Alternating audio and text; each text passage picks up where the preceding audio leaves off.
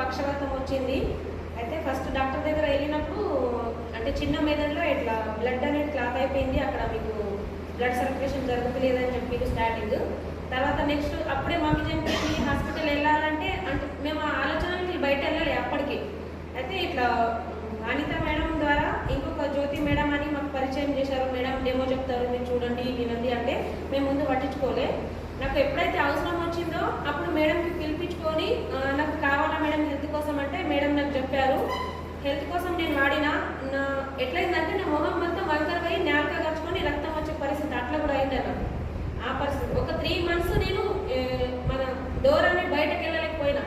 అట్లాంటి పరిస్థితి నుంచి నేను వెస్టీజ్ దయ వల్ల నిజంగా హ్యాండ్స్ ఆఫ్ వెస్టీజ్కి.